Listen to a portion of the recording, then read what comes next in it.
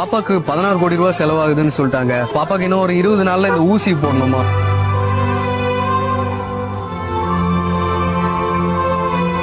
இல்ல அப்படின்னா பாப்பாவோட உயிரை காப்பாத்துறதுக்கு கஷ்டம்னு சொல்லிட்டாங்க.